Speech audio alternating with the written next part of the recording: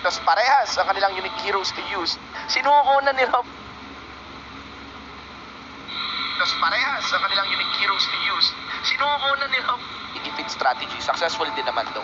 Alright, so, yung heroes use, Yamado dito si Raflisa, kita naman, championships, alam niyo na rin yan, mga kaibigan. But on this, on how these two will play, they play kind of in a different play style. Pero minsan may similarities rin, no? Kasi ito Max leans more on backline, minsan po frontline. Raflisa goes for the frontline as well. Pero one thing is constant between these two, both are playmakers. Ayan, ladies and gentlemen. Execration versus Aura PH. I think this match, we get the NXP tsaka Blacklist dati. Pero I think nung nagsimula yung week 1 natin, ito yung laban na nagkaroon tayo ng napakalaking headline. And from that point on, they've been consistent headliners din naman talaga, you know, dun sa mga sumunod pa nilang laban. So you don't want to blink, you don't want to miss any moments para sa laban na to. Ito na ang ating huling series ngayong gabi. Hindi ko na patatagalin to. Back to you, casters. Hindi, gusto namin patagalin. Back to you, Shinbu. Let's go. Maraming salamat, Shinbu. And yeah, I do agree.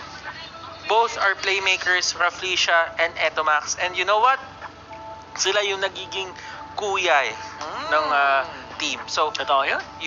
from a standpoint na mga kaibigan sila, you would really see the maturity na pinagdaanan na itong mga teams na to. Way back season 3, they came in with guns a-blazing, di ba? Yung no limit dati, itong Aura PH, and right now they're at Aura.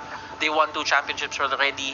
Si Etomax has been with a fair share of teams but only to find himself back in the arms of Execration. Nakailang lipat din siya. Patalon-talon, pero laging Execration ang babalikan. And this is what's good about Execration. Hindi sila, alam mo yon, they are really just, you know, enticing you to come back. Kasi alam nila, they trust you. And it's really important for them to trust their players. That's right. And trust is something that is forged over a long period of time talaga. And especially yung synergy na nabuo nila ngayon, like the Execration from before, yung evolution talaga ng Execration, paulit-ulit ako dito, they have changed a lot from what they were 3 seasons ago. And it's changed for the better, to be honest, for Execration. They changed into something na from a team that's supposed to be, sabi nga ni Zapno, hindi din siya sure ba't siya nanalo dati. So, mga ginagawa nila. Compared to ngayon, where it's more methodical talaga and mas surgical, kumbaga. Mas may hulma yung mga play nila ngayon compared to before na talagang rambulan tayo, palakasan na lang kung sino yung matira matibay. Yun yung nangyayari. Ngayon, talagang, this is our plan, stick to it, and then we'll win. Yeah. It's definitely a sign of improvement and maturity from a team that has always been looking for the crown. Ika nga nila dito sa matchup natin. There is this impending threat that is Aura PH that is ready to just take down everyone onto the side. Hindi naman sa side na Execration lang, but for everyone. Naharap sa kanila. But Execration has a chance na para sabihin na, ops, papantay kami sa inyo ngayon. Hindi nyo kami mahuhuli ng kahit anong shenanigans ngayon. Hindi nyo kami pwede hulihin ng kahit anong gimmick. Baban namin yung digi at wala kayong magagawa kasi ginulat nyo kami last time. Pwede lang itigil yun right away. That's it. And kung hindi nyo like we said kanina, the Execration versus Aura PH matchup. So, meron din gustong mensaheng ipadala, syempre, ang Execration. Para naman, mabalik yung kanilang, syempre, bravado nga, ika ang Shinbu. Laban sa Aura PH. Tsaka, alam mo, ito sabihin ko sa'yo, hate, consistency-wise, nagkakaroon talaga siya ng problema ngayon. A lot of people are noticing. Pero I think this is the time for hate to actually just step up and drop everything na pagdududa niya. Tama. Yung at this stage of the tournament, hindi mo pwedeng sabihin na may pagdududa ka pa sa sarili mo or anything. You just go at it. And talented na player siya. But against JP, hindi mo pwedeng pagdudahan yung sarili mo because JP has been one of the most consistent God carries, katulad nga ng sinabi ni Shinbu. And kapag kapag may onting doubt ka sa sarili mo, JP is gonna eat you whole. That's right. I think sobrang napakita din ni JP yun noon mga nakaraan. Konting pagdududa lang na pinakita ng kalaban niya, papasok siya ng blazing duet sa mukha mo. That is a sign of a champion and you cannot falter. If you're hate, hindi ka pwedeng hindi ko pwedeng kumurap ang mata mo laban sa team na to. And I'm expecting, you know what? Expecting Claude to be seen here as You well. know what? May tanong tayo kanina kung kaya ba sumabay na Execration sa 10-man setup dito ng Aura PH. We will find out in a bit. Pero kung ako ang tatanungin, looking at their previous game, yung previous series nila, I would say yes. Ano naman? Kaya nila. Kaya But naman. they really have to prove it kasi nung natalo yung Aura PH sa Bren Esports ng 0-2, nagising ang Aura PH. Nagising talaga, Nagising ang Aura nakakatakot na PH. silang kalaban ngayon. And you know what? Execration din kasi yung unang nagpakita na kaya mag-bleed ng Aura PH. Even though they're the back-to-back champions, pinakita ng Execration ng game number 2 nila. Nasaktan, Nasaktan Oo, din eh. nakasakit. Ang Execration, kahit pa paano, they are obviously still in line for contention dito sa playoffs. And they will definitely want to take this opportunity na mapakita yon sa ating mga manonood. So, let's head on to the draft. Wait, you have the Khalid, you have the Khalid, you have the Yi Sun Shin, and you have that Balmond. Interesting. Last pick Yun yung hinahanap ko kanina pa, Yu Zhong. Bakit ganun? Went under the radar. Under the radar na under the radar. Hindi, ano lang siguro pre, ganito lang. Oh. Ayaw nilang ma-counter si Khalid. So, kinuha na lang nila si Balmond because that is a, alam mo yun, deny pick, to be exact. But for our PH dito, they get that Yu Zhong, and you know what? Yu Zhong on Aura PH, it is kind of scary. It is. And considering hindi pa yun yung first pick nila, first pick nila dito is instant luck na Kufra, which is bihira ding ma-open para dito sa Aura. So, the moment na nakita nila yun, they just went for it straight away. And that's impressive. That's impressive that they got it. And it's good against the it's good against the Khalid, kayang habulin si 8, kayang habulin yung Yi Sun Shin kung kakailanganin. But right now for Aura PH naman, tinanggalan sila ng Ling dito. So they won't have that certain map presence in terms of coverage, jumping back and forth dun sa may mga base, dun sa may mga side lanes natin to the mid lane to another side lane. So, and the big limitation to the lineup of JP, to the hero pool of JP, we will most likely see either Lancelot or Claude be hovered here para sa Aura PH. So, I wonder kung nasa isip din ng Execration na i-ban pa yun. That's a good one. That's a good thing to look for here. I mean, at this point, siniset up na lang nila si JP. Oo. Siniset up na lang nila si JP to have a good game. Hindi nila binigyan ng masyadong maagang priority yon. And gagawan na lang nila ng paraan dito kung paano mag-drive si JP, knowing na Aura PH dito, they can just pick any hero Ayan for na nga. JP. Tinanggal nila dito sa Execration yung Lance kasi ayaw nila yung pressure na may retribution every single time. Third row retribution, masyado talaga nakaka-secure kasi ng setup yun eh. Totoo yan. Masyado nakaka-secure ng turtle, yung mga ganong idea. So, the support will be Chang'o dito for the side of Aura PH, and binigyan nila ng last pick dito si JP. Interesting kasi si Itomax naman ang medyo kinuhaan nila ng hero. And now, they are gonna go back to the Lunox, another team that heavily favors this hero. Isa lang siya sa mga team na gumagamit ng Lunox recently. Napapansin nyo? So, is this a side lane? Pwedeng side lane Johed, Balmond, tapos support. Trio yung Lunox. Support Parang, Etomax. di ba mahirap yun? Pero pwede rin kasing maging support yung Johed eh. Yes. So, we'll see later. Pero right now, Aura PH, makaka-adjust pa dito Execration kung sino yung dapat gumamit ng kahit anong hero kasi they are just waiting for Aura PH dito to just pick their last carry. A Claude, would it be that bad? Pero, who knows? Baka pwede rin mag-carry din. Malay mo. And then Harry. go for a Harry. Okay. Pacing is the name of the game. And Not bad. it's going to be JP on that Harris.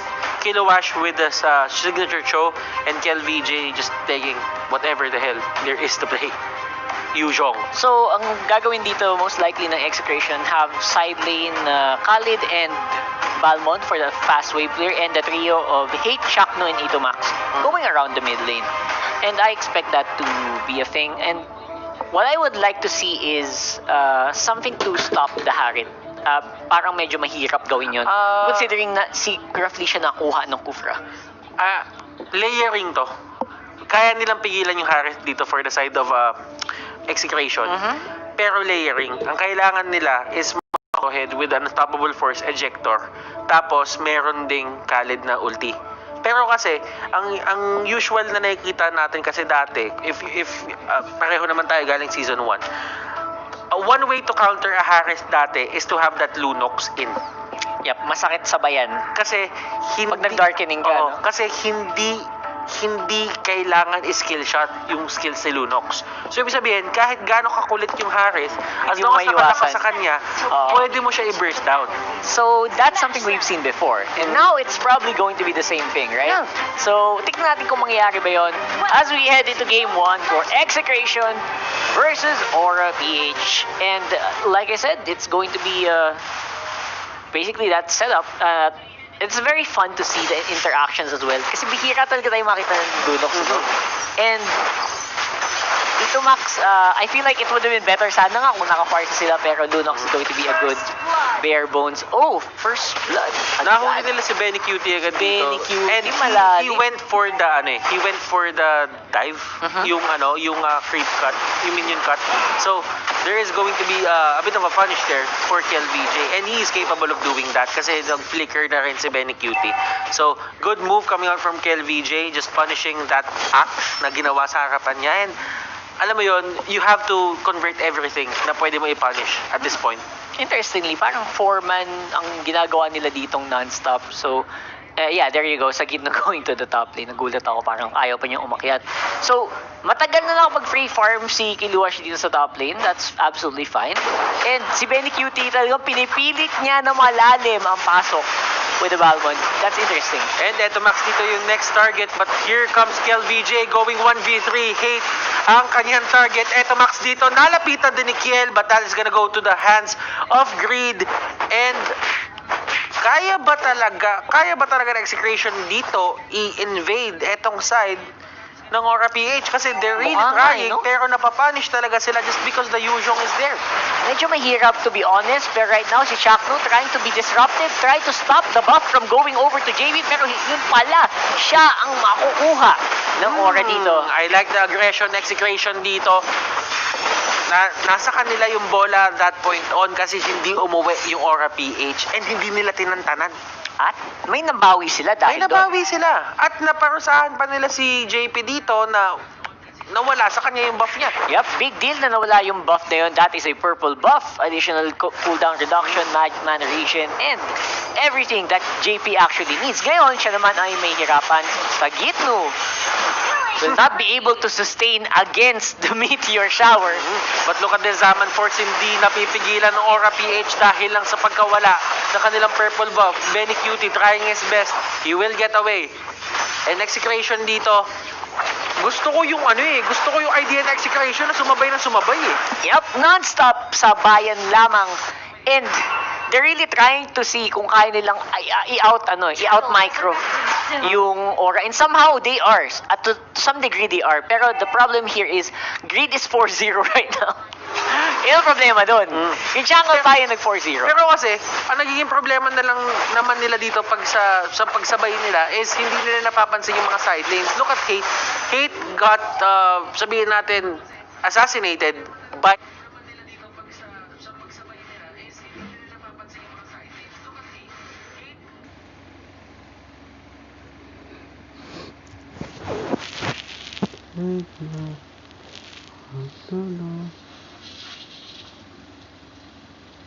going in for that assault. Tanggal din si JP. Ang ganda na ginawa doon. Aura PH had a good thing in mind na kunin na yung turtle doon, but sa Gitno, putting the pressure on, nag-ultimate siya doon. He catches out Harith. Harith didn't have the Salmon Force cooldown reduction. Wala din sa kanya yung purple buff niya. Wow, that is just interesting. Si Chakto pa nakuha ng turtle buff. Na last hit nung Unstoppable Force. Now, Paano na to? Let's go and look at the Gillette instant replay. Looks like Ito Max talagang gigil here. Going for greed. Nasipa nga lang ni Kiliwash. Pero naiwan nila yung dalawa to go for the turtle. Not to mention si Chuck lumalapit na din. That's why they lost that. Binigay nila isang kill pero nakuha nila mas madami in return. So Execration dito, even though they gave up 9 kills versus 4 kills for the side here of Execration, alam mo yun, kumbaga hindi siya magiging malaking factor just because you are putting your presence into the map as well. Yes, exactly. Hindi yan yung tipong 9 kills tapos dire-diretso na nananalo lang yung Aura PH. Hindi. May objectives din na nakukuha dito yung side ng Execration. Kailangan pa rin mag-ingat ng Aura PH dito. Tingin ko din. And Aura PH is starting to look like they are just evening up. The Execration, yung lamang nila nung early game na bawi agad ng Exe. Right now daw sa Gito in trouble. Kiluash going for the chase. Raging Sandstorm palayo. Walang problema for Exe. And bottom lane naman, Benny Cutie still non-stop on the Balmond. Pressuring KLVJ. So, ito yung nangyayari dito. Sa Gitno, pagka nagduduel sila ni Kilowash, Kilowash knows that he has the upper hand. Pero kasi, kahit nasa kanya yung upper hand dito, yung damage output niya ngayon, hindi talaga enough just because of the sustain capability na meron ang isang Khalid. Totoo yun. And Khalid as well is a great laner. That's why lagi talagang uunahan ng mga team natin. Pag picking sa Khalid, kita nyo naman, Khalid over Yuzong ang nangyari kanina sa Naalala mo yung week number 1? Na parang, yung week number 1, sinasabi natin yung Khalid isn't really working, but right now, it is the hero. Oh my The God! season, pero look at this, Chakno, nandun sa may pinakalikod, Benny Cutie will be the next target, he has the flicker, he will get away, at andun naman si Yuzhong getting the kill on that Lunox. And naka-fade, ang maganda naman doon for Exe is naka-fade away, nakuha si Hate ng turtle buff while all of that was happening. Ito na naman silang dalawa sa may taas, and that is going to be our Gillette instant replay, #shave the day.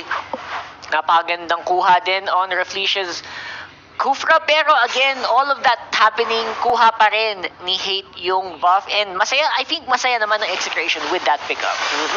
Pero dito gusto ng Aura PH talaga mag-push, but still the question is, can they do that as the superior? Sabihin natin, not really superior, but they have sufficient na clear wave onto the side of Execration. Ito na nga si kuya mo, Hate. I feel like kuhang-kuha ang timpla, kuhang-kuha ng Execration na sige, i-pressure natin yung side lanes para hindi nila mapansin masyado yung Lee San-Shin. And it's working. It's working. Lee San-Shin is doing a lot of damage sa mga Tore, sa jungle, at in Aura PH, matagal pa yung iintay nila bago maging solid si KLPJ on that Yuzong. Okay, tingnan natin dito yung mga plus for both teams. Execration dito, na shutdown nila dito si JP for the early game. 136 ngayon si JP. Looking at his gold, hindi ganun kataas as compared kay Hate. Pero kung mapapansin nyo dito, there is always the threat na makuli kayo sa mga zaman for shenanigans. JP dito getting stunned. Kaya ba nila hulihin? That is the question. Sa Gitno dito, sobrang aggressive. Doon sa may likod, eto Oh my God! nahuli! What Sa a Gitno pick! dito, ang magiging next target, knock up, will it hit? No, it won't, pero hindi naman kailangan. And why is that win from Aura PH sa clash na yon important? Kasi mag-up na yung turtle. Tama. Iba talaga. That is a great timing to go for a fight. And that's a pretty good pickup. Almost for nothing yung kill na nakuha nila doon sa Aura PH from Execration. So now Turtle gonna be open here. JP once more. Zaman force palapit kay Chaknu. Akala niya safe siya, yung pala hindi. Last hit will be going to Raflesia instead, but the objective is still alive. Benny Cutie pwede pang mang-steal with a little counter. He's balling. He's waiting for it. At nakuha pa ni Hate ang Turtle. And dahil na-threaten dito ang Aura PH doon sa presensya ng Balmond, the Benny Cutie, na retribution ni Hate etong turtle, and that is Akala ko si Benny, no? that is a crucial play on the side of Execration. Kasi sabihin man natin ngayon na in terms of kills, kung papansinin niyo yung kill score, Medyo bugbog. Siyempre, 15-6. 15 to 6, nakakalamang talaga yung Aura PH. Pero kasi yung gold, The gold is real. Hindi yung story eh. Iba talaga. And they are fighting over towers right now. Ito Max, tinatangke lahat ng sakit ng meteor shower. Pero yung Torre nila, babagsak ng walang kalaban-laban. Wow, that's a lot of gold that Execration's getting na parang wala silang binibigay. Pero ang dami silang binibigay sa mapa. Ang bilis mag-farm na hate dito. Interesting facts about Execration and Aura PH dito. Alam mo yung Yisun Shin. Well, not really the Yisun Shin, but yung Khalid dito ng Execration, it has a high win rate. Kung papansinin mo yung Khalid nila dito, may 3 games before this, and they have a 66.67 win rate all throughout. So, you really have to take notice na kung paano nila gamitin to. Look at this. That is the perfect setup for Sagitno. Naipit nila sa narrow space etong Aura PH. But Aura PH, kailangan nila tumakbo dito. Can they do this? What a play coming out from Shaknu. Tinapon niya dito si JP paharap sa mga kampi niya. And I think yun lang yung kailangan niyang gawin, right? Hindi kailangan magkaroon ng super strong na team fight si Chakno. As long as he can get JP, I think okay na yun. That is the job that you want for that Johe. KLVJ is 4-0 in 2 dun sa Yuzong, pero hindi masyadong naaramdaman. I think that's a big problem. Considering ang ganda sana ng stat line talaga. Ang ganda ng stat line dito ng Aura PH, I have to say. And dapat yata they should have more gold dahil dito sa kills na to. Pero I wonder what's happening. It's more the idea kasi, di ba, matitake down ng Aura PH yung Execration. Tapos, ang mangyayari, low respawn timers. So, aabot sa oras, natatakbo lahat yung side ng Execration doon sa kung ano mang objective yung kinukuha. At sila yung magsesecure. Sila pa rin yung kukuha, Sila no? pa rin magsesecure.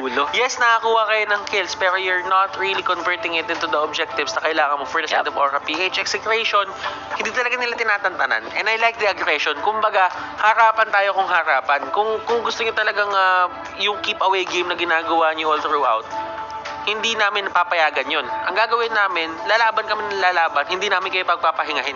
And yun nga, nangyayari over and over again, hindi natin napapansin mga maliliit na bagay na ginagawa ng Execration. Back to the game here, mga kaibigan. Here, 3K gold lead. Out of, I think, most of it is from the towers, obviously, kasi lamang sila ng 2 torre. And that's something na feeling ko kaya namang mapantay agad ng Aura. Diba? Kaya nilang patayin yan. Kiluwash is a strong split pusher. Pero hindi niya magawa kasi he keeps having to check on Benny Cutie. And here's another example of that. I think this should be an easy 1v1, pero gusto niya lang gamitin ni gusto niya Benny pa-cool down lang. Oo. Gusto niya gamitin ni Benny yung regen. I think so. I think he's just baiting. And ngayon na may attention na siyang nakuha dito, he will try to get away. Pero ang tanong, kakayanin niya ba? With the help of the flicker, yes, pero kiluwash dito. With the presence of mind. Presence of Sinabi mind. na ni Shinbu kanina yan, presence My of God. mind. And map awareness. Alam niya na, oy, teka, parang madilim ang mapa. Hindi maliwanag ang buhay Yun yung isa sa mga magandang presensya ng mga side laners or off laners na tinatawag natin, katulad ni Kilowash. It's more on the idea na kumukuha ka ng atensyon para kahit pa paano magkaroon ng breathing space si JP dito. I mean, JP, he's still doing okay, pero hindi yung area na ina-expect mo sa kanya, hindi yung performance na ina-expect mo sa kanya. Na-shutdown talaga siya dito hard sa Execration. And I really liked watching Kiluwash play like that. Like, para siyang, alam mo yung Indiana Jones, parang dami yung tinatakbuhan trap. Isa-isa yung tinatakbuhan niya. Ang ganda nun. Pero for now, we are gonna go into a big team fight. Most likely, Sagitno with engaged Creed with a kill on the back foot. And Sagitno being left behind. Si Hate ang focus ngayon ng Aura PH, and Nia gets taken out. And look at this, the turnaround execute doon on Greed. Greed will go down. That is going to be the godlike. Sagitno dito, lumuhod sa harapan ng 4. Make the tatlo. Make the tatlo. Teka lang Huli ka, boy. Malefic roar. roar. Boom. Ayan na, ito na yung pang split push talaga. So now, I think, kanya-kanya tinatrabaho yung teams dun sa exchange na yon. Greed yung gusto ng Exe. Ang Aura naman gusto ng Hate. Si Hate, nakuha pa sila ng bonus. And the Lord will go over to the red side. Opening, and this is Execration not really getting the best team fight out of this. Kung Oo. nakikita mo, Na-split eh, oh. nag-front si Sagitno. Tama yung actually, okay ginawa ni Sagitno dun eh. But the problem is, they did not account for the players na pwedeng pumunta dun kay Hate. And Hate Exactly. was put in a 3-man setup, in a triangle formation ng kalaban. Na-take down agad si Hate. Na hindi niya na alam kung paano lalabas doon at that point. To be honest, kahit na meron kang mga flicker and dash doon, there was just no way you were gonna get out of there. I think this lineup is specifically made to keep up with the Yi Shin. Kahit na super aggressive na alis ka. At sa puntong ito, wala pang flicker si Hate. And this is one of the reasons why infamous tong show ni Kilowash. Hindi sila mag-shy away eh, sa paggamit niyan because they know that Kilowash is capable. Now, here comes the Lord. Unting-unting nagmamarcha. Chakno dito. What does he have in mind? Ang dami niyang plays na ginagawa Grabe kanina. naman yun! They are forced back. Hate dito. Nahuli ni Raflesia and don't Raflesia. for him. Championship Kufra for nothing. Surprise dito si Eto Max. Look at that. Another knockout coming out from Raflesia. And enabling people is the name of the game. Execration dito. They're falling down. Yung base nila, unti-unting bumababa yung buhay, and that is going to be one more hit, and that's gonna secure game number 1 for the side of Aura PH. Kamuntikan Pa, men. Kamuntikan pa ang Aura PH dito. Championship Kufra, walang katakot-takot na papasok sa backline ng kalaban mo as long as alam nila na kaya nilang lumaban. Yun na yun. Ito yung benchmark nyo sa pagiging Kufra talaga, no doubt about it. Pero, yeah, go. Ito lang. Strong teams or these kinds of players talaga, yung talagang high-profile teams natin dito sa MPL, it only takes one mistake. One mistake. Isang pagkakamali lang. From a very good lead, by the way, Oo. kanina. It was a good lead from X eh. Hindi yun basta-basta for the side of Execration. Execration, ang ganda ng hold nila dun sa game na yun. Ang ganda ng ginagawa ng 5 members dito ng side ng Execration. Si Benny, hinahabol niya lagi si Kilowash. Si Sagitno, ang gaganda ng initiation siya. Si Hate is finding the farm. Eto Max and Chakno doing their stuff. But still, just one mistake, Rockard. One big team fight actually. That was it's very noticeable na yung decision making pa rin ng Aura PH is definitely on a high caliber, 'di ba? The decision na kailan tayo lalaban at anong klaseng laban ang kunin natin. Lawang ba tayo dito or hindi?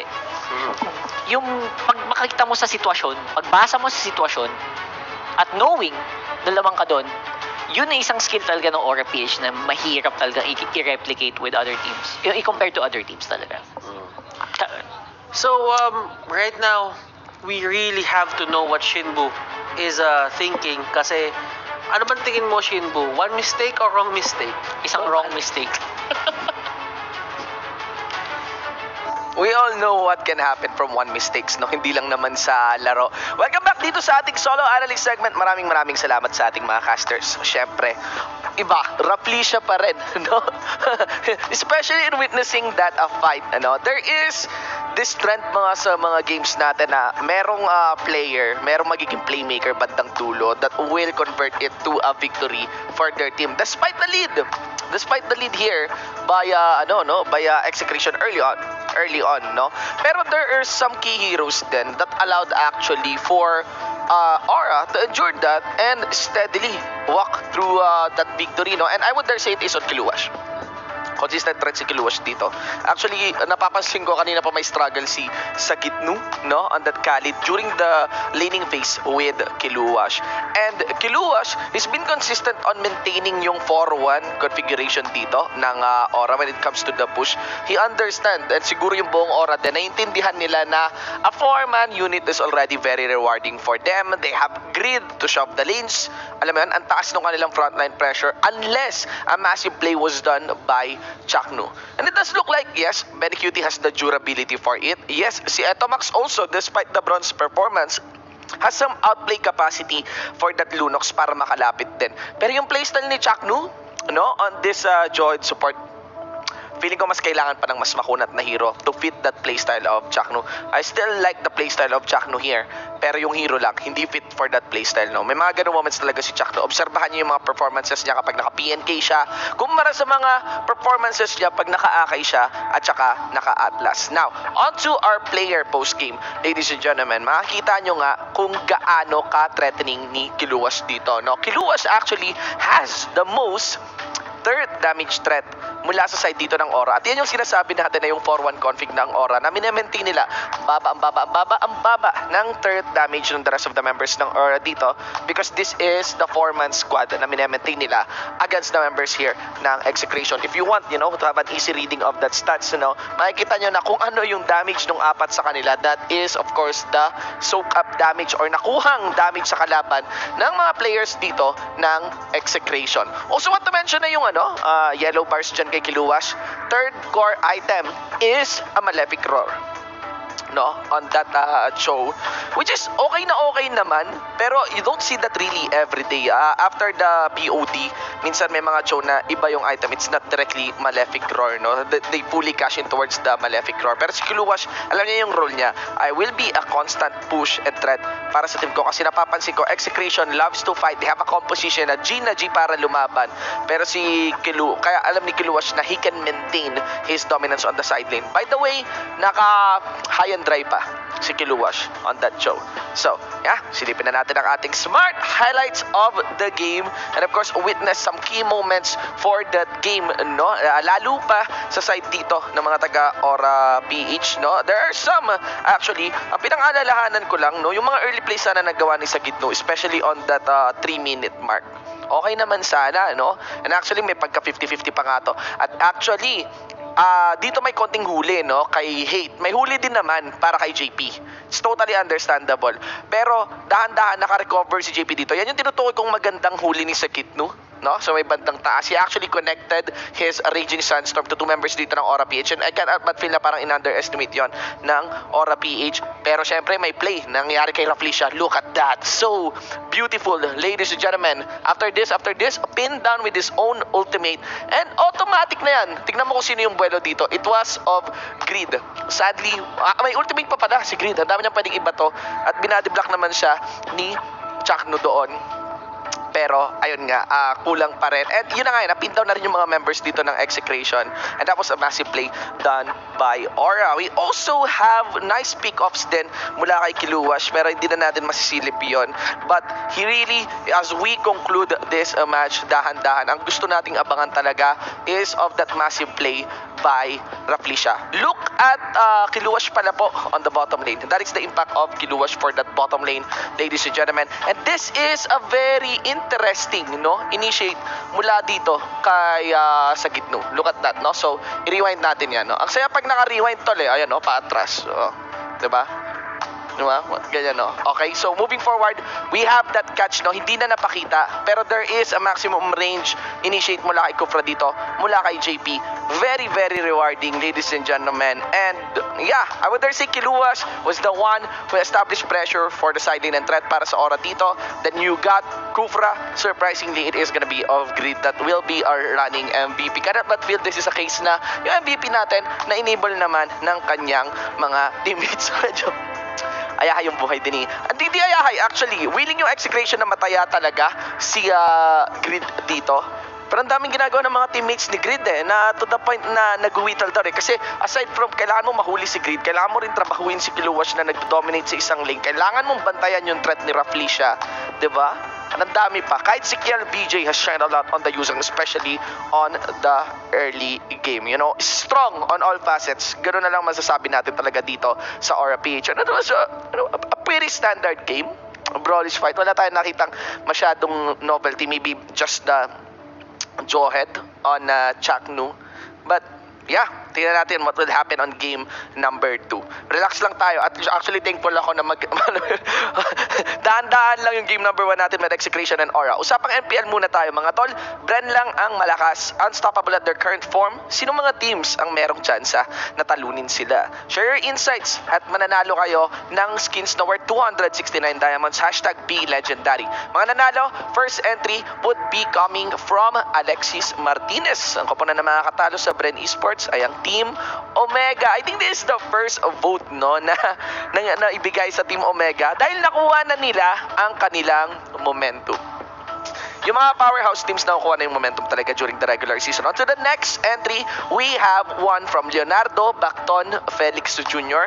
Koponan na mga katalo sa Bren Esports ay ang Onyx PH. Dahil naniniwala ako sa kakayahan nila. Of course, lalong-lalo na sa best support mage ng Onyx PH na si Oh My Venus. Indeed, long live the queen, mga kaibigan. I think this is a legit fan for Onyx PH. Of course, our next winner will be from Mike Santos. Koponan na mga katalo daw sa Bren would be Aura PH na naman, di ba? Dahil malakas ang core nila na si JP. Very basic. I love it. Alright, mga tol, maraming salamat sa mga sumagot sa ating usapang MPL. Nanalo kayo ng skits, 269 dias worth.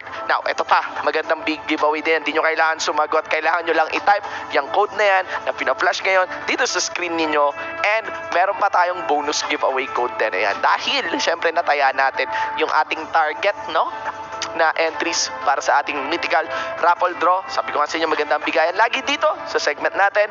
And of course, mythical raffle draw, fill up yan. bit.ly/MRD-W6. If you fill up 5 of this, no, sinusubaybayan nyo, I think pwede na eh. I think kasi week 5 na pala to. Maka-fill up ka lang ng 5 form nito, makompleto mo yan. Qualified ka na doon sa ating Grand Mythical Raffle Draw na higit pa sa skin ng mga pwede mo mapanalunan mula sa MPL. Alright, yun na muna tayo for this segment. That is just game number 1 concluded. And we know na Execration, they have a lot of things. They can do a lot of things pa. We got game number 2. Whereas Aura naman, you know, they just stick to the basics. And what is the basic thing about Aura PH? They are strong. Back to you, casters. That is basic nga for the They side are of strong. Aura PH. They are strong. That is one way to describe them. Yep. But you know what? Ako, ang gusto ko na sabihin dito, persistent itong side ng Execration.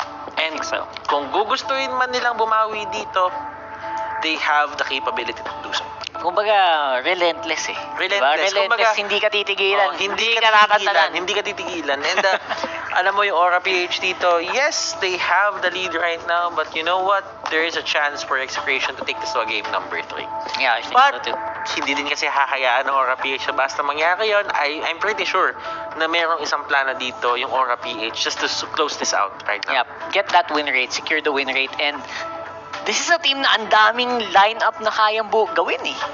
Kahit iban mo yung Kufra. For example, maisip kayo ng Execration na iban yung Kufra. There's just so many things that Rafflesia can play. Yeah. A lot of the biggest strengths of Aura PH obviously is gonna be their hero pool. Everyone knows the championship Kufra, right? Everyone knows that. It always almost gets banned out. Pero laging may nalalabas na malupit na hat-trick ang Aura, and that's the reason why the fans love these guys, right? That's the reason why. Pero again, Execration, on the other hand naman ng Execration, this is a team that hindi sila nagsettle na matalo lang basta-basta. And I like that. I like the attitude. And when put in a difficult situation, medyo may mga kaiba ding lumalabas dito sa team na to. Kaya mahirap talagang magsabi na, zero to. Walang ganun eh. Hindi mo masabing ganun eh. Can they do it?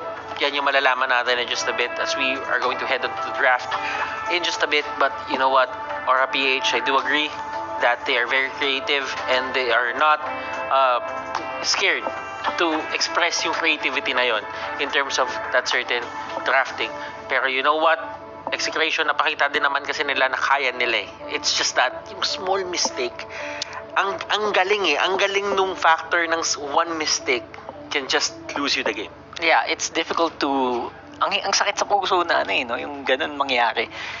Na you're playing for very well, you're playing perfectly for the past how many minutes? 15 minutes? 13 minutes?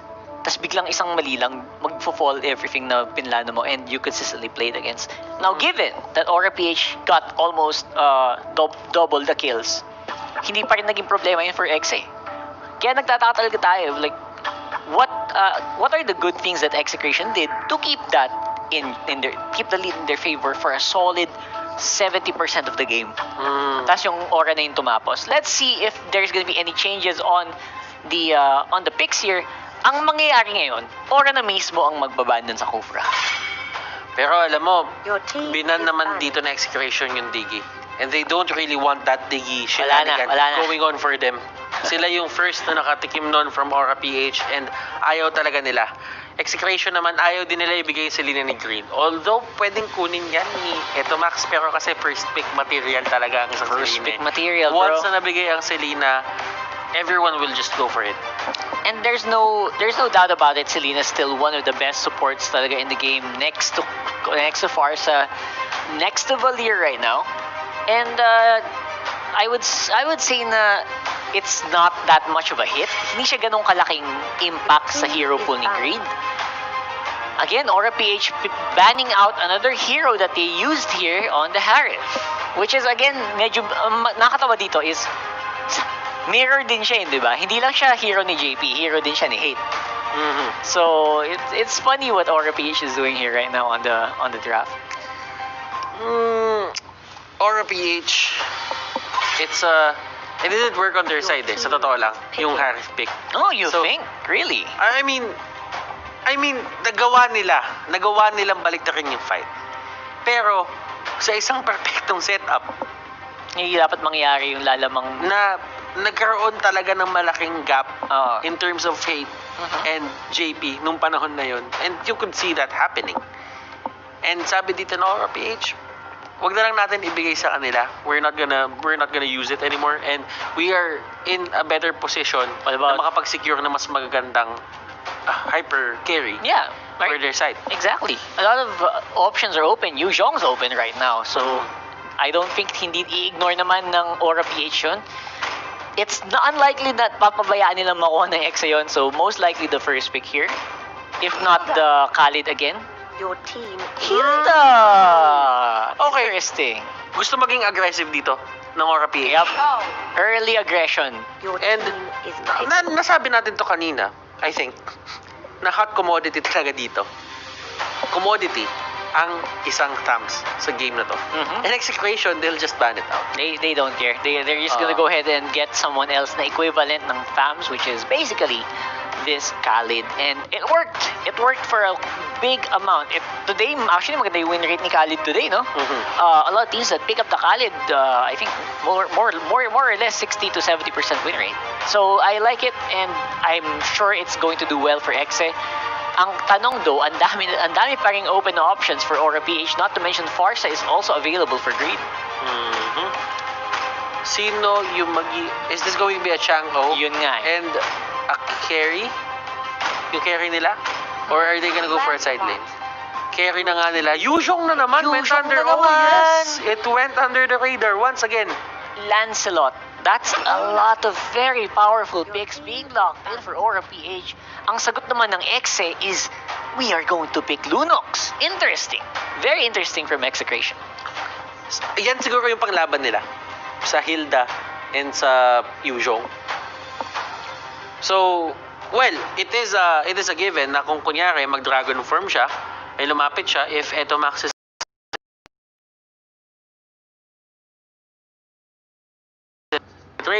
and sa totoo lang, it will force the Yu Zhong then to get magic Your team resistance is eh. banning. That's true. Ang medyo uso kasi ngayon, ang medyo uso kasi ngayon physical kasi hyper carry eh. Pero nagkakaroon na tayo ng point of adjustment just because meron Chang'o, may Kagura, and may ganitong Luno. Yeah, well, the Yu Zhong has integral Oracle builds Your naman. team So, I is think second or third item usually pwede siya mag-Oracle. And that's something that, you're gonna force the enemy to play a bit more defensive. That's good. That's good for Execration.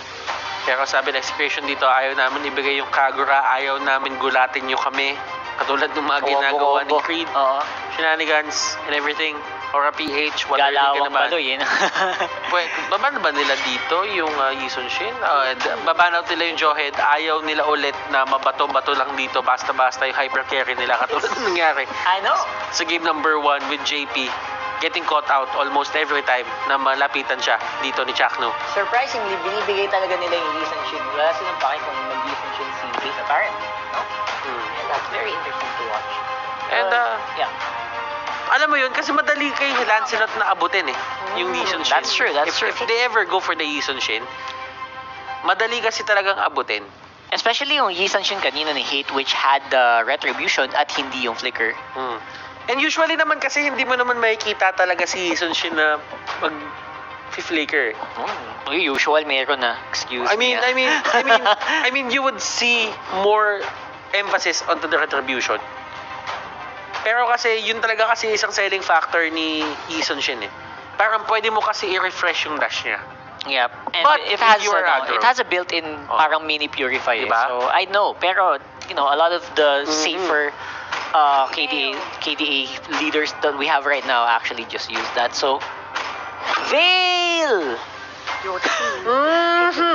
it's actually, it's a good answer. Interesting. It's a good answer. Ito Interesting. magandang sagot siya para sa isang hero na nakaluhod sa isang lugar. Nakaluhod? Ay, yung Khalid. Si Khalid. Oo, tama. Titigil ka ng matagal sa isang lugar? Titigil ka ng matagal sa isang lugar?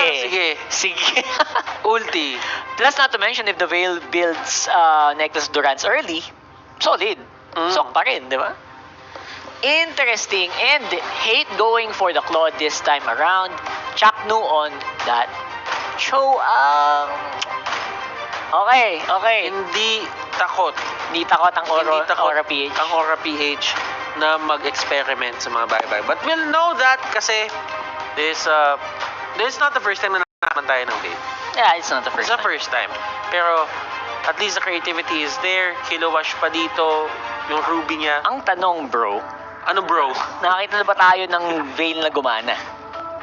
That is the Yun question. ang tanong. That is the question. Oo. Kasi, there's always a first time for everything, di ba? There's a first time for everything, and it will be very interesting to see if the Veil can finally find a home dito sa lineup na may Ruby. Kasi kung gusto mo nga namang pumigil at magpabagal ng mga tao, manghila ng tao, Ruby na ang gumagawa nun para sa'yo. This is going to be a very interesting match. You see Aura PH just pulling out something from the hat, tinatawag natin. But you know what? Execution, on the other hand, sila yung, sabihin na natin sila yung may simple na lineup dito. They do have a bit more easier to execute lineup. Easier Tama? to execute lineup. So, if ever they want to win this, kailangan lang talaga nila sundan yung pattern na required para sa kanila. Yep. But for Aura PH, it takes a bit more effort. But if they can pull it off, ito yung mga instances na parang mapapakamot ka na parang, paano to? Paano to? The surprise factor is the power here for Aura PH, diba? Kasi people don't expect the Veil lineup until you see the Veil lineup. So, I would think na mas tama yung sinabi mo kanina, mas madaling i-pull off yung lineup ngayon ng Execration. Kasi sobrang sanay na sila dito Especially with the Lunox, ilang season na nilang gamit to. It's an easy way to get kills, easy way to burn damage in the early game. And the problem with the Veil is, it's later game damage, di ba? And may mga Veil builds nga na hindi pang bawas talaga. More of pang crowd control. Yes. Which will allow yung kanilang hyper carry na to go for lower HP targets. Yun yung punto actually. Pag may Veil Ultimate, hindi mo kailangan patayin using the Veil Ultimate. Kailangan mo lang siyang pababain ng buhay para ma-finish off siya nung hyper carry mo. In this case, that's the Lancelot. So will that work the way that Aura planned it though?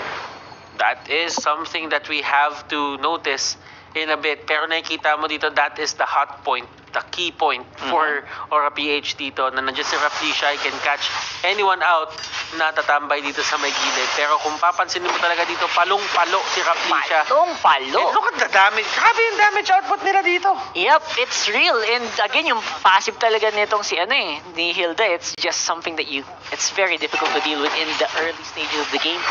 It's the reason why this hero gets banned out all the time. 4 people from Aura PH nakatambay ngayon sa mid lane. Control over Lito Wonder goes over to Execration still on Okay. that left side. And we are back on even. Proactive dito si Hate. Ang ginawa niya, nakita niyang binabasag na yung Little Wonder dun sa may kabila. What he did was, he went straight onto the other side. Pero si Benny Cutie dito has something in mind. He went there and nakaluhod siya dito.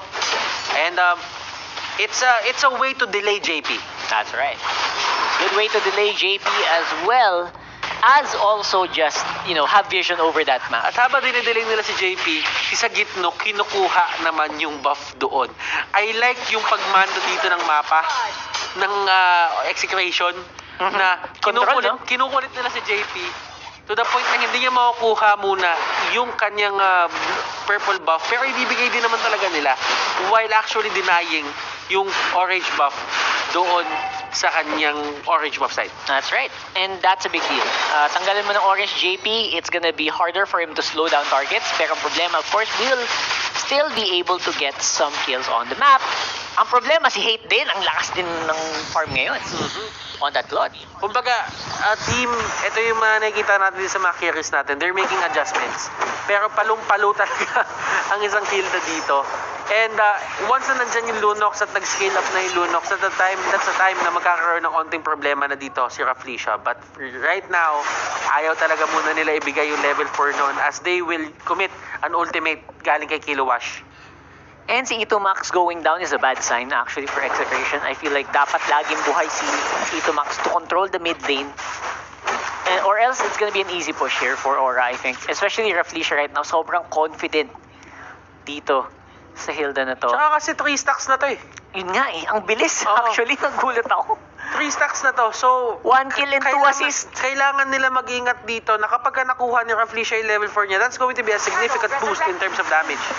Absolutely. And now it's going to be, again, clear lang ang magagawa ngayon ng Exe. While the turtle is going to go up, na tatargetin right away for sure ng Aura PH. And that's the power of a Hilda. Pero ito Rockhart, ang importanteng point ng mapa ngayon is the turtle lane. Nandoon na yung turtle, nag-set up na yung mga teams natin dito, and you can see Lance, hindi siya masyadong naaalis dito sa may purple buff area nila.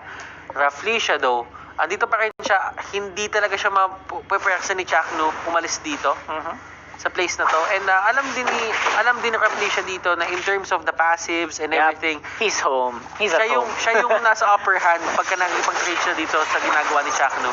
And look at this, another Grabe kill naman. for Kilowash. Pero another stack na naman for Raflesia din. And the Benny Cutie Raging Sandstorm 2v1 lang naman. JP Phantom Execution nagalawan. Grabe naman. Talaga ang teamwork talaga nitong dalawang to. Hindi mo talaga mapapatawad. Grabe yung Blazing Duet. Nagawa niya yung pakay ng Blazing Duet na yon. Clear. Na-clear niya yung wave. Exactly. Although kamuntikan nakita natin yung damage output na ginawa ni Grid dito. Grid gets caught out. Yung Eto kita na. dito kay Raflesia, Kilowash andito para umalalay, pero ang sakit sa ulo talaga ng isang kilda. Kung agro, flicker out, eto Max.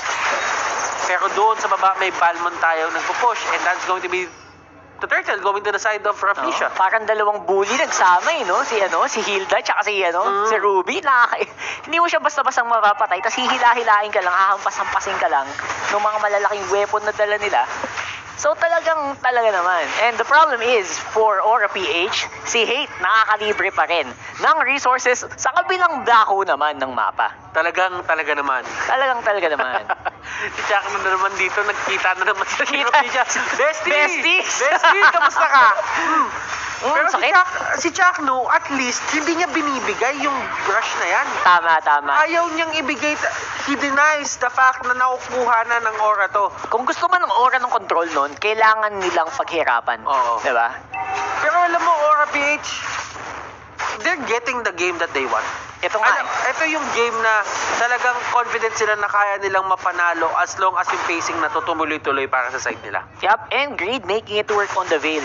Pansin mo, hindi siya, he's not getting all the kills, pero somehow he's really helping in controlling the waves at yung controlling yung team fight. Ayaw pumasok ng Exe kasi yung damage output is real from the Veil as well. Nakikita mo na naman dito, eto na naman yung invade factor na Yun na pinapakita nga yun. dito ng side ng Aura PH. Although makukuha ni Hate yung buff niya doon. Walang Not Hilda maagaw daw. sa kanya. Pero yung Hilda dito, namamahay na talaga. Namamahay Feels na. like home. Yes. This is my turf now. Mamaya, promise, makakatulog na yan dyan. Oo, makita mo, nakahiga na. Hindi, ganun naman talaga pag namamahay, May di ba? kubo na, yung ganun, no? Oh, pero eto, sabi niya, sige, namahay ka. At look at the damage. Isang knock-up lang ang katumbas sa Kaplisya dito. Gusto siya nawawalang buhay. Siya pa gusto lumaban. Grabe yung Uy, knock-up. counterplay. Hoy! And look at this, the pull from Kilowash. Napa-flicker out siya dito. Tignan natin kung paano ang pacing netong sunod ng mga teamfight na mangyayari.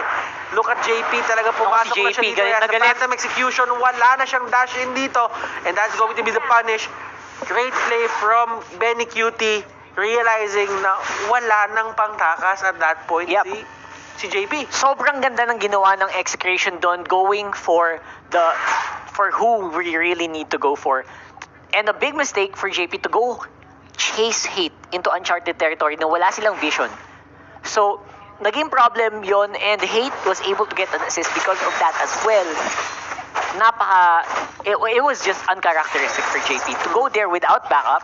And ang ganda naman ng sagot ng Exe doon as well. And Execration making things count. Hate dito has the turtle and level 12 na si Hate. If you would look at the items ni Hate dito, I'm pretty sure na nakukuha niya na din yung perfect setup para sa kanya. And there is another pick of Hate dito. Man, oh man, he's just going ham.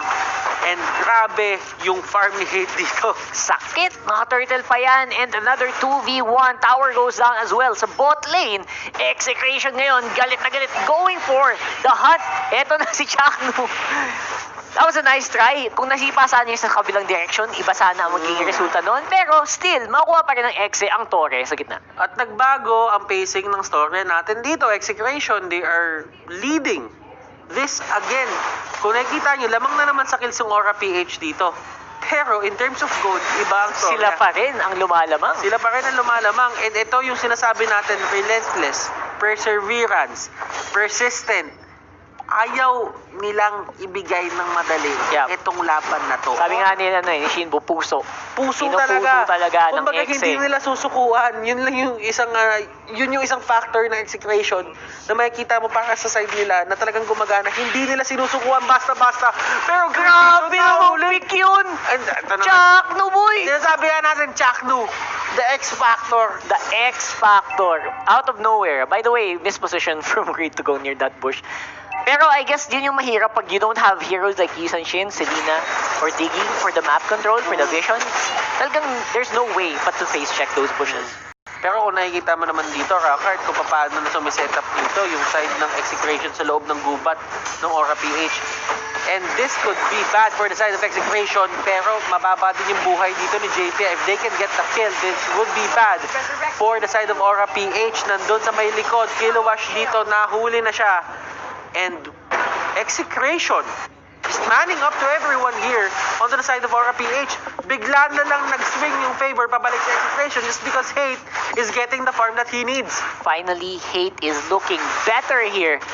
Aside from that turtle buff na nakuha niya kanina, going for the Lord as well. Slow and steady on the objectives. That is the name of the game right now for Execration.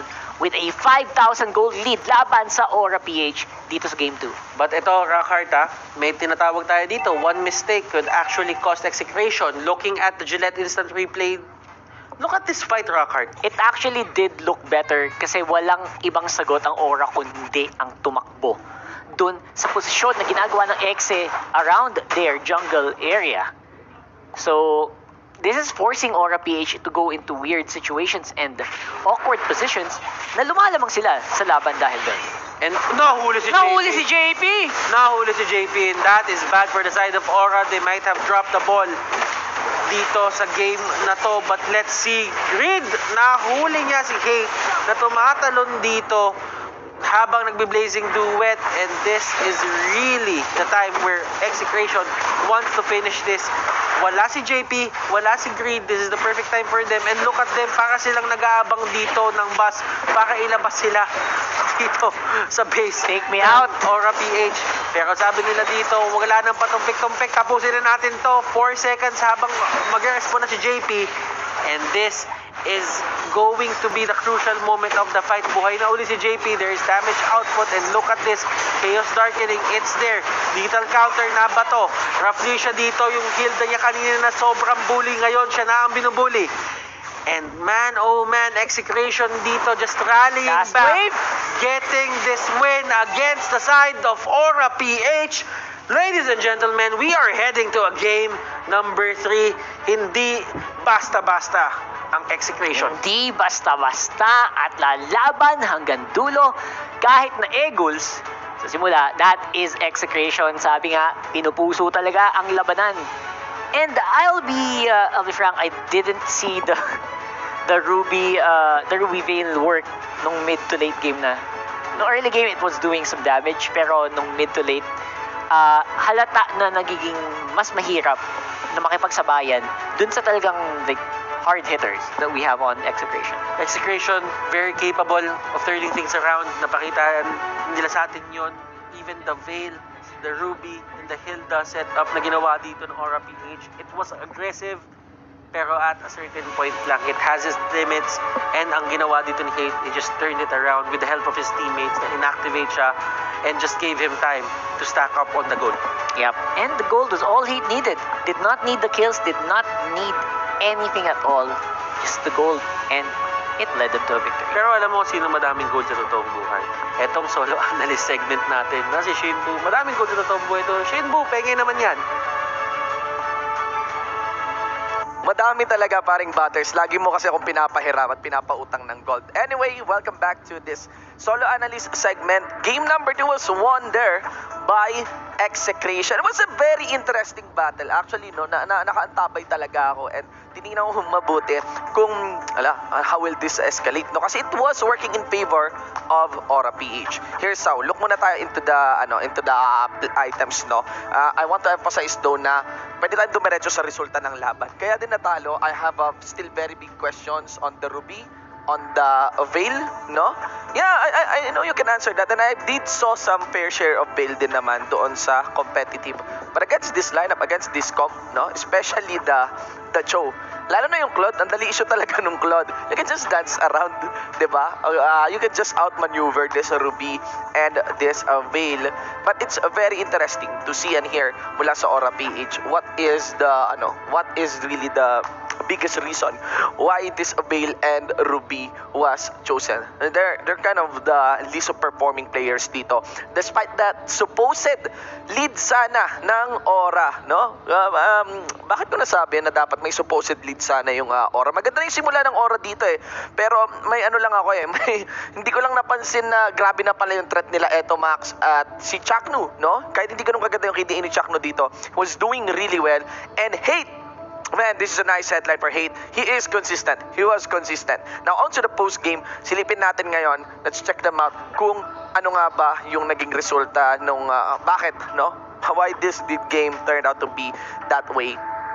So, double checking ulit kay Sagitno. No surprise naman on Sagitno and having that blue bar up. But Hate here is really consistent. So, he's not just consistent in terms of damage. He was involved with the turrets as well. Kaya naman pala mababa yung niya, no, yung kill count niya dito. Although he is participatory, no, pero mataas yung niya, yung assist niya. Meaning that when he was involved onto the fights, merong mga kasama yan. But look at the damage to turret that he has done. Tamang trabaho lang si Hate dito. There was a lot of space na nagawa dito ni Benny Cutie at I would dare say ni Chaknu at kahit din naman ni Eto Max, no? Look at the damage here to turret ng Aura. That is very, very interesting. Ano but feel na kung ano yung certain playstyle na ginawa ni Grid doon sa Django kanina, hindi mo talaga pwede gawin sa isang Veil. Yung threat ni Kiluwash sa show niya kanina, napakalayo with this Ruby. Pero here's the thing, I keep on mentioning maganda sana yung simula ng Aura dito. Let's look onto the minimap kasi may ginawa yung Execration dito na kakaibang rotation. They actually had the Khalid rotate here, no? Benny Cutie rotate here. Then went from here. Tapos ang ganda rin ng rotation ng Balmond. He actually went here, no? So we have Sagitnu, we have Benny Cutie here. Tapos the rest of the members ng Execration pumunta rin dito sa may blue buff. So, let's mark that E. Nag-respond yung dyan. Nag-respond yung Sorry, baguhin ko lang yung kulay ng ano natin, ng ating pointer. Let's make that blue. Nag-respond yung Execration dito. They actually fought here, no? Lumapit yung Execration dito and it was a won by Execration. Habang si Hate was just farming here.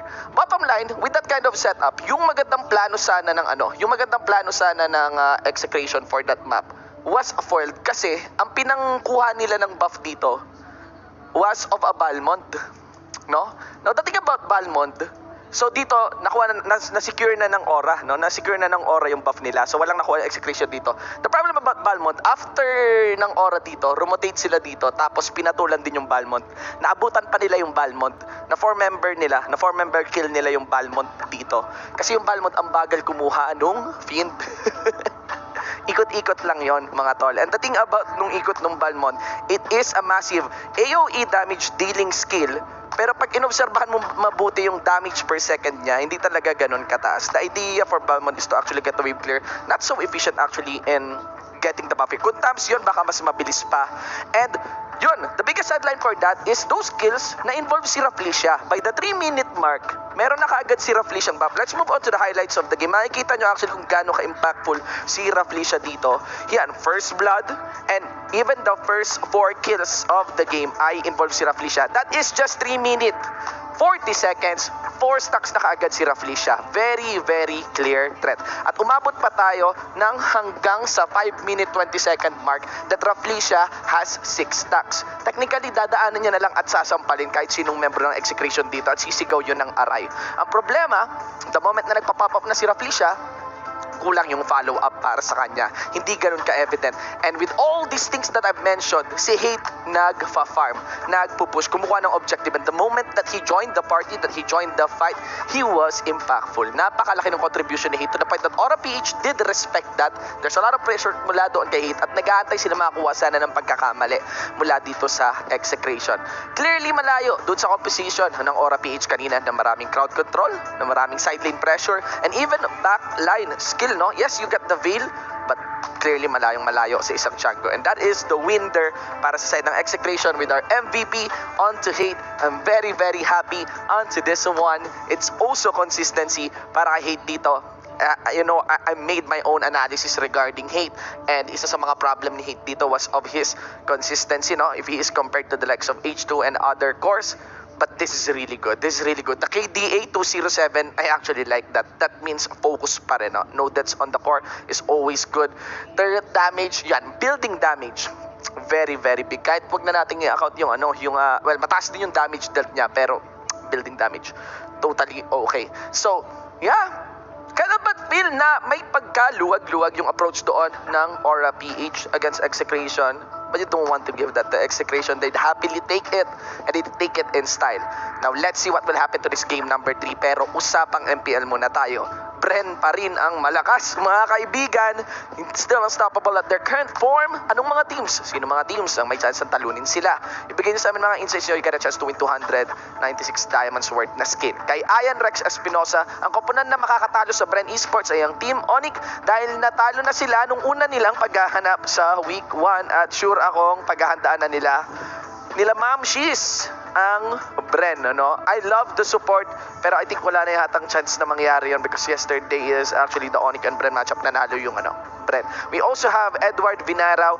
Ang koponan na makakatalo sa Bren Esports ay ang Onyx PH dahil maayos at maganda ang team chemistry nila.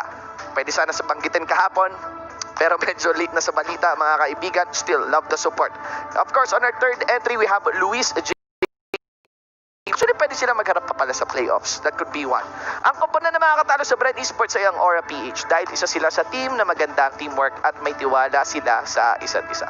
Trust, as always, very, very important. So, sige. Ito ang mga codes natin. Kunin nyo na rin yan, mga tol. That is our giveaway code. Lots of goodies coming in from MLBB. Pwede nyo makuha once you've input that.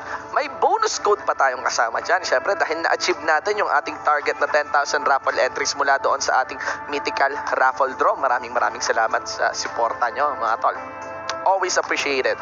Siyempre, yan ang ating mythical raffle draw. Check out this link. It's at bit.ly/MRD W6. That is the week 6 form. Pwede nyo na fill upan ngayon para next week may maganda kayong bigayan mula sa amin. Mythical Raffle Draw. Avail of that 5 forms sa buong regular season natin at magka-qualify kayo para doon sa ating Grand Mythical Raffle Draw na hindi lang basta-basta skin ang prizes. I won't hold you back, mga tol. This is our last game, definitely, for the night. So let's absorb it, let's enjoy it, and let's make the most of it. Execration and NXP, let's go! At medyo pang horror yung ending shift. Pero that's Hindi ko alam totally gagawin fine. ko dun, Hindi ko din alam kung paano sasagutin yun sa totoo lang. Pero maraming salamat, Shinbu, for the analysis. I do agree. It was all about the timing. It was all about hate. Giving hate time para ma-unleash niya yung full potential ng hero na gamit niya. And it was not about explosiveness. It's not about being showboaty na, triple kill quadra, mga ganun, or ano, diba? It's not maniac, it's not savage. It is a 207 on that Claude, and it did the job para sa Execration. Remember guys, it's all about consistency at times. You don't really have to showboat and get a lot of kills. Yeah. Para sabihin lang talaga na, alam mo yun, kaya mong i-carry yung team mo. It's not all about that. But the thing is, being the best teammate or being the best player teammate. Para doon sa certain moment na yun, I think that's what really matters. Kasi, remember, this is still a 5v5 game. And pinakita yun sa atin ng side ng Execration. Tiwala. Men, nagkakaroon sila ng problema. Ang ginawa dito, sige lang, i-weather lang natin. Antayin natin si Hate. Pagka si Hate sumabog, magkakaroon ng problema. And aside from Hate, by the way, aside from Hate, parang feeling ko nakakalimutan natin yung mga sipang napakalupit ni Chaco. Oo! Ewan ko parang hindi mangyayari yun kung hindi natin napansin yung mga movements na ginagawa ni Chaco. Yung napakagandang timing and pick off. Yung yung mga setup niya. Out of nowhere. Yung mga setup niya kay Grid and yung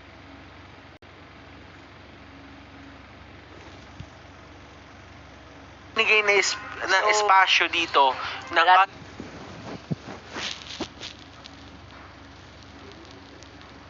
setup niya kay Grid and yung mga sipa na yon that actually caused a lot of delay. Ang tagal na delay nun. Grabe yung binigay na espasyo dito ng other talaga. members Execration. The rest of the team is si great. Benny, si Sagitno, si Chakno, tsaka si Etomax. Binigyan nila ng espasyo talaga ng todo sa hate. So, that converted it into a win or a PH dito. Man, oh man, this could go both ways. And without the Diggy strategy, katulad nung last time, Paano na, di ba? hindi na secure dito ng Aura PH yung first game. That could have been a 2-0 if it was the same.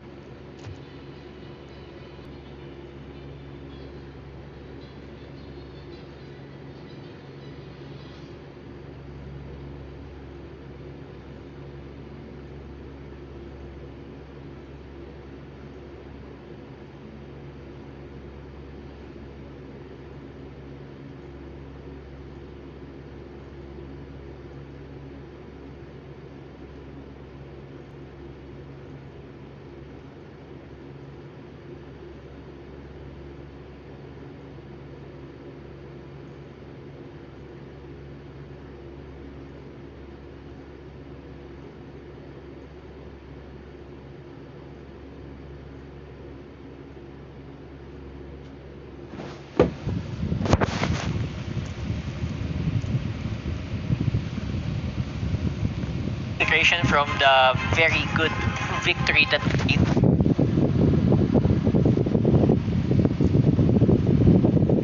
it split pusher nagbe-build ng ano yun, the item that adds and ano nga pa yun? Ano yun? Adds Sige, kaya natin yan mamaya yung may physical penetration tsaka yung basag ng torre. Malefic Roar yun. Keep forgetting that beautiful name. Hindi kasi, hindi naman talaga usually kasi kinukuha yung Usually talaga kasi bihirang-bihira yun, and si Kiluash binibuild sa mga hira ng tulad. So it's like, it's funny to watch for the tower taking, di ba? Gusto niya talaga yung tower take As long as yung tower take na yun, nag-stack yung only fast tsaka yun Tsaka yung percent damage nung nung Malefic Roar, tsaka yung Boy! Selena na open! Yun ang bakit hindi natin napansin. And the Hilda though. And it's because of the Selena. And it's because of the Digiban din. The Digiban, no? They want that vision. And obviously, Aura Peach, mas komportable sila with heroes that provide the vision. Like the Selena, like the Digi. And as well as the Essential, which was not evident this time. So, naniniwala ako na one way to beat the Selena is to be aware of your surroundings. Kasi may times babatalan ng pana. Awareness pa ulit tayo. You don't, Awareness ulit. you don't expect it. Tatamaan ka. That means Time to Facebook. time to Pag tumama yun ng time to tagal, Facebook, time to TikTok. TikTok muna, Oo. sandali. Diba? Pero kasi, once na aware ka at na-control mo agad yung mapa dito for the side of execration, there's a big chance na hindi mag-online yung Selena. Pero kasi, may bola kasi Ayan ng na nga. Selena eh. Kaya kasi ng Selena makatama lang ng isang magandang pana. Mag-iba na yung complexion ng laro eh. We'll see if that's gonna happen here. Because Aura PH definitely.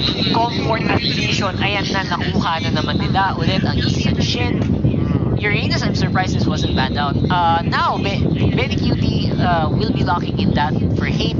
And nagsisimula nang maging komportable ang Execration dito sa clone na ito. Okay, so sinabi natin kanina na Hilda is one of those heroes na aggressive.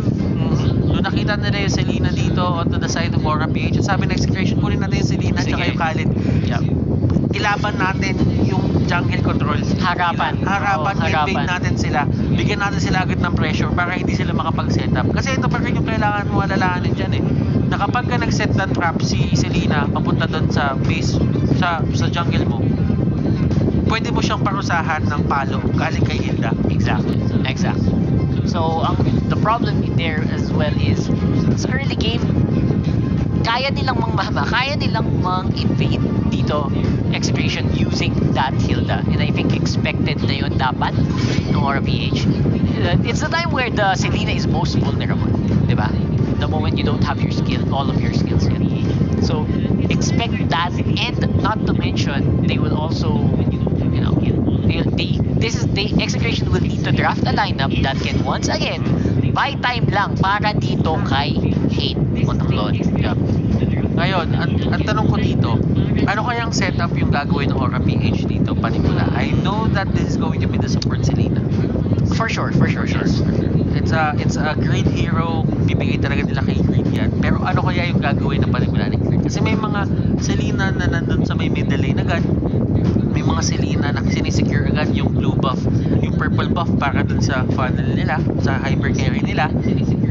And that's what I'm interested about. Kasi gusto ko malaman kung paano mag-react yung Execration. Kasi may mga times na may nakita tayong games na tinatapakan yung mga traps na siniset up doon sa purple buff area bago pa lumabas yung mga monsters. That's true. Just to not give out Counter lang, no? yung early na pagkuha or yung early damage doon sa buy buff na yun. Yeah, mapabagal lang yung Mapabagal lang, take ng big gaps, and I think that makes sense. Now, they are looking for heroes na medyo hindi din basta-bastang matitake down itong Selena apparently, which is the Jawhead. Expect that onto Chapno once more. Was not good on game 1, pero this time around should be better considering na hindi ganun kalakas yung early game threats ng Aura PH. Alam na Execration dito na hindi na sila pwede mag-keep away game. Kumbaga yung didistansya lang sila, tapos poke-poke lang. Hindi pwede na, papansin mo yung ginagawa nila ngayon, pasugod lahat. Pambraso kasi expect pati yung clone na to, for sure didikit to no? Kailangan nila brasuhin dito yung Aura PH. And dun yung tingin ko magkakaroon ng point of adjustment ng Aura PH. Yung pambabraso na gagawin nito Execration. Take it to Hylos. Sige lang. Sabayan tayo sa harap. Sabayan tayo sa Let's braso. go. It's a Royal Rumble. It's a Royal Rumble. And tatlong melee ang meron dito ang side ng Execration. That's the time where Alice will really shine. Yep, super slow plus life steal for days. And now it will be another Lunox game. So, very interesting draft here coming from both teams. May kanya-kanyang kondisyones para manalo. I think na mas komportable yung Exe dito sa lineup na to. It looks like an Execration lineup, and it looks like it will do great in early to mid game. I'm not sure about the late game though, pero for sure si Hate naman ang sasagot doon. Mamaya naman dito sa Aura PH. These are very highly contested heroes, the Selena, the Uranus. I think this from pure firepower, they should have an advantage. Ako, naniniwala ako dito na ang nangyari for the side of Execration, ano lang pinalakas lang nila yung supporting cast dito para kay Claude. Kumbaga, hindi dapat makakuha ng magandang early game yung Selena dito. Dito sa side ng Aura PH, ang ginawa lang nila, they got the Selena, pero yung hugging capability na ginagawa dito ng lineup ng Execration, medyo tinanggal lang nila with a high loss. Yep. Or at least pinalambot man lang. Pinahirapan lang nila konti yung Execration na lumapit. Yun naman sila, Chuck, no? Alam nila Laban na lang yun yun, no? yung pinakaunang Tapak gagawin sa nila. trap. Kita mo, tinatapakan nila yung trap Sakripisyong so tuba. that hindi mauunahan dito ng Aura PH yung pagkuha ng Execration ng purple buff. And that means, kasi kapag ka nauna ka, rotation-wise, mas mauuna Mayor. kayong makaikot dun sa mga jungle monsters at mas mauuna mag-level 4 agad dito sa JP. Magkakaroon ng threat, kumbaga. Magkakaroon ng threat na magkaroon na early gank. So because of that, the traps are actually a big deal. Kung hindi nyo mapansin, sasabihin na yun ng mga tao, trap lang naman yun eh. Ano ba naman? Isa dalawang trap lang yan. Pero it does make a big difference in the DPS of the Selena. And yung Claude dito tinamaan, and this is the capability of the Selena. Yun na nga yun. Sinasabi mo pa kanina pa paulit-ulit, one good arrow can do a lot of things. One good arrow can do a Madami-daming lot of bagay. things. And sa Gitno, going 1v1 against Kilowash dito, wala pa siya sa mga levels niya. So sa Gitno dito, yung high-end kaya niya and yung innate dueling capability ng isang Jawhead, nagamit niya to his advantage. Maximum effort there. Hindi kami ginagawa ni KLBJ dito. Yeah. Minamaso siya ni, ano. Mahirap ah. Hirap na hirap siya. Ito yung braso lineup. Braso lang talaga. Ito na yun. And it's working. It's working for Execration in the early game. Now, they will need to keep this up. Kasi ang kalaban nila dito is yung farming time ni JP naman. And JP is known to just pop off pag napawayaan. Which is happening right now. Pero kasi, eto lang marksman laban pa rin tayo dito eh. So kung sino yung pinakaunang makakuha siguro ng dalawang items, I feel we'll have a certain advantage. Agad-agad dito for the side of both teams. Kung sino yung unang marksman na may enable. Pero sa gitno tinamaan ng pana. And Pana is real. Pana is real. That's it. Tinamatan na naman! Bingo! Isa bingo. Ano yun 2 in a row. Ay, Sabi ni Shane, tumuturo sa amin parang pana yan. Wala naman. Excuse me, Wala. Kuya Shinbu. Hindi ganyan. Iba. Ay! Tinamaan na naman. Naku po! What is happening? It's a triple. Kung ganyan... Kuya Baloy. Kuya Baloy. Hoy, Baloy. Hoy, Baloy. Grabe ginagawa dito ng Selena talaga. Kaya you don't see teams give out the Selena nang basta lang. That's true. Ito na yun. This is a perfect statement game as a reason why you should ban out the Selena if you're not prepared to do it. Pero to be honest akala ko yung lineup naman ng Exit kaya naman mag-Selena eh. Kasi medyo tanky yung karamihan ng miyembro nila. They're showing na may kakaibang ginagawa ang Aura dito na sobrang sakit ng Selena ni Greed. Kahit walang items, kahit walang buffs. And sa totoo lang, yung mga panang yun, at times parang hindi mo na nina-expect yun eh. Kahit yung kalaban nga hindi na-expect. Kaya nga tumama. Which is, tingin ko dumadaan ba to sa mga grass? Gusto ko manoodin mamaya sa replay. Pero right now, ang kaya panoodin is Benny Cutie trying to save his life na hindi naman niya kaya with a chase from KLBJ. Okay, so tingnan natin dito yung mga magagawa ng Execration para kahit papano mapigilan yung ginagawa dito ng Aura PH. Aura PH, clearly, they're actually winning the early game tempo. Kung nakikita mo doon yung Execration, this is a good start kasi si Hilda, si Chakno, pumunta doon sa orange buff ng kalaban. So, inagaw nila yon kay Yison Shin, and that is going to, sabihin na lang natin, magkakaroon ng onting pag-lessen sa damage dito na ginagawa ni JP. But still, I mean, JP is happy with just getting these side lanes and side minions. And nakuha din niya yung kanyang turtle buff. So, Mountain Shocker is gonna hurt a lot as well. And I feel like orange buff na lang kulang. Kaya na niyang makapagpersohan right now with almost every member of the Execration. You know what, Rockhart? there's a lot of things na kailangan ayusin ng Execration if they want to win this. This isn't a lost cause Not for yet. them naman. Not Not yet. yet. As long as hindi na sila matamaan ng mga pana na binabato dito ni Greed katulad nito. And it's really the pacing ng Aura PH dito na gumulat sa side ng Execration. Speaking of gulat, look at the damage output from one skill of Kiluash. Of course, the follow-up is real here mula sa miyembro ng Execration. Eto Mac going hard on the chase. Kiluash goes down as well. Greed, you are in danger. Ejector out of the way. And looks like JP will be able to clean it up in the end. 2 kills in a tower para sa Aura PH. Chak na dito, stepping on the trap. And Benny and Kel VJ having a bit of a scuffle. Medyo nagkakaroon ng away dito. And look at this, pareho sila nag-sustain sa isa't isa. Yup, kanya. Oo nga, no? That's funny. Revolution though with a great stun. Locked in by JP. The damage is real mula sa Yi Sanshin ng Aura PH. Ngayon naman, ang Execration will need to catch up on the Gillette replay here. Muntikan na. Ang daming muntikan here. Muntikan na mabuhay si Kiluash. Muntikan ng madali si Greed with the ejector. And the small moves are really making the biggest impact dito mula sa ating Gillette Instant Replay hashtag Shape Day. And ito yung tinatawag nating domino effect, Rockhart, na dahil lang sa isang pana, dumire-diretso na yung pag-snowball dito ng Aura PH. Binabangga na lang talaga nila literal lahat ng pwede banggay dito onto the side of Execration. And ang na-enable talaga kasi si JP. Legendary na si JP ngayon. Legendary, 6 minutes, 14-3. And ikaw, isipin mo, you're a funnel hyper carry. You're a funneled hyper carry. And you really want to, deal as much damage as possible. You cannot have a better position than this na ina-experience kayo ni JP. That's and in the true. hands of a capable carry, hindi magbabackdown si JP. Yep. So what's the counterplay here? Ano ba ang kailangan gawin ng Execration para mabuhay dito? Just use your innate pick-off capability. Katulad nito, pilitin Ayan, mo no? sila lumaban Yun sa ba mga yun? ganitong areas. Pero kasi masyado talaga mataas yung damage output ni JP dito. At least delay the game. Let hate find ways to farm. At kunin mo yung attention dito ng Aura PH na hindi kayo matitake down or cut yung losses nyo to a minimal. Yep. Problem is, again, ang hirap din iwasan ng mga traps and pana din ni Greed. Kaya, I don't know, man. Nagiging Jumongski na si Kuya Greed dito. 307 on the Selena. And so far, they're just waiting for the turn, probably for another close-up here.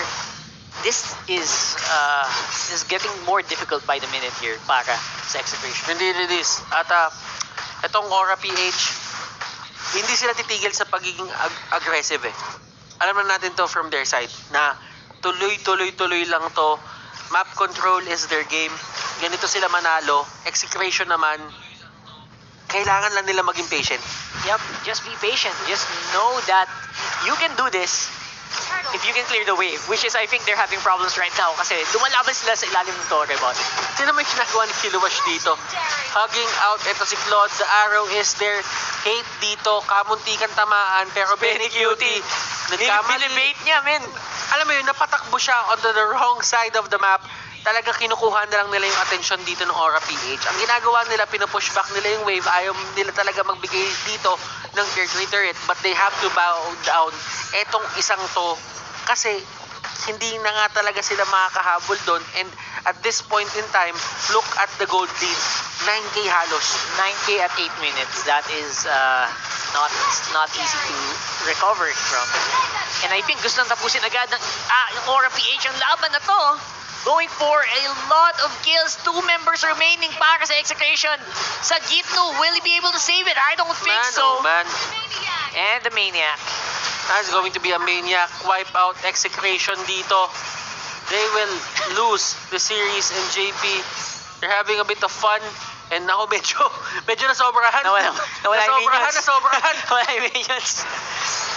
Jackno with the flicker in onto JB para lang mabawasan ng konti ang kanyang buhay. Pero looks like that's gonna be a 2-1 victory mula sa Aura PH over Execration. You do not give the Selena to Aura PH. That's Selena. My gosh. Let this be a lesson para sa mga makakalaban pa ng Aura PH. You cannot give out to Selena na to. This is too much. That was too much, man. Game number 2 looked really promising for the side of Execration. Ang daming ways para mapanalo lang game number 3. But just giving out the Selena ng game number 3 costed them the whole series. Kalain mo. That was, Oh my God. and there you go. Ladies and gents, that's the reason why the Selena always gets banned out. Alam mo, Games like that happen. ramdam ko na yung solo panelist segment natin, sasabihin na naman niya na Selena Sobrang niya proud yun niya eh. Sobrang proud eh. Kita mo na yung, kita mo na yung smile niya eh, sa Oo. likod. Sa sobrang hype nga, nagubad na nga din ng quote. Mainit daw, mainit. Mainit. Pero alam mo, it is about the map control. It is about It the is. capability of the Selena. Nakikita nyo kung gaano ka-effective yung Selena. Kasi sa totoo lang, yung pana na yun, kapag binato mo yun from a long distance, you can initiate without the risk of getting caught. Yes. And again, pag Facebook ka na, pag tumama yan ng range, talagang everything. So